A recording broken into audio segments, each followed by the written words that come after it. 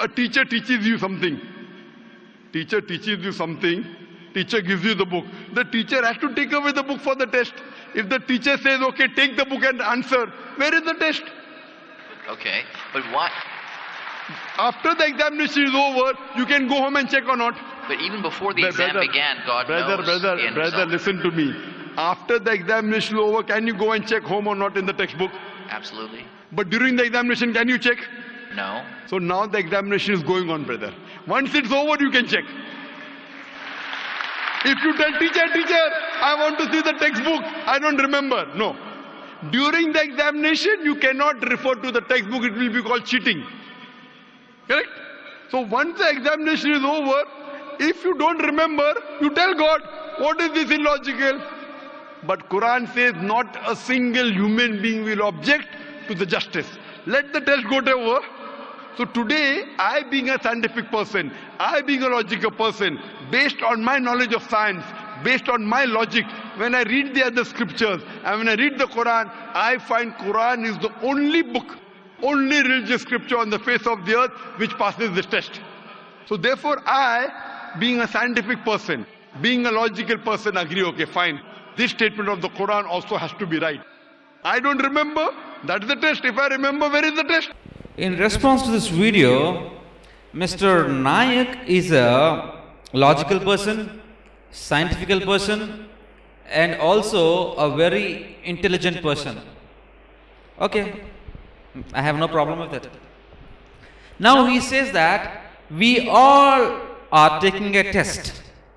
We are undergoing a test, so it is not good to use a textbook for writing a test. So if at all we copy and write, it's called cheating. That's what Zakir Naik was saying about. Now my answer.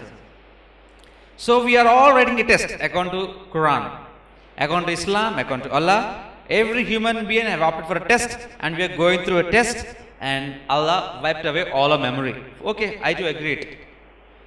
So now we don't have any memory, should not use any textbook. And should not ask a teacher for textbook. If the teacher is Allah, then why did he send many prophets concerning him? While we are going through tests, why did he send Prophet Muhammad? That you say. While you're writing a test, is Prophet Muhammad required to teach us again? During the test, teachers won't teach. They only examine.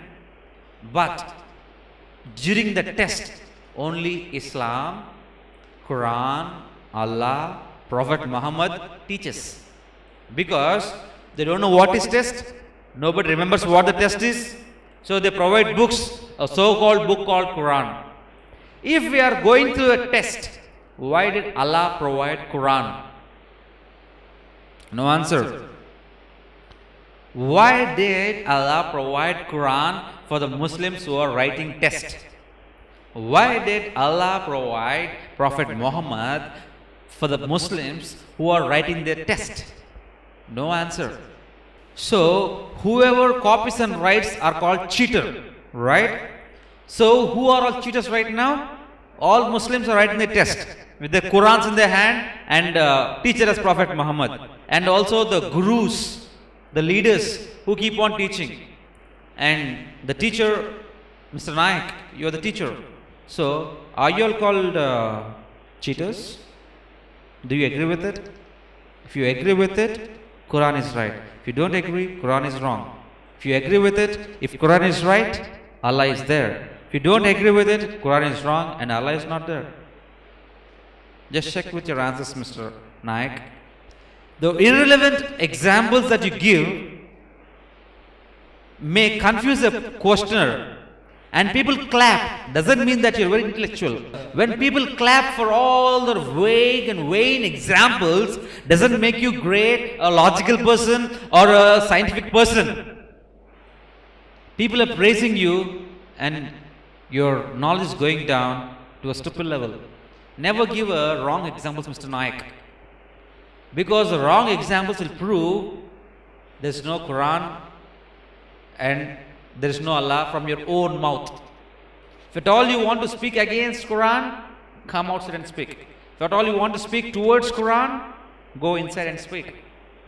Don't stand in between and toss your leg towards Bible and one towards Quran and stay in between. You must be hot or cold. You should not be a lukewarm state. If you are speaking against Quran, come here and speak. If you are speaking against this Christianity, go there and speak. Don't give loopholes for Christians like us to take the point and slap it against you. Thank you, Zakir Naik. Thank you.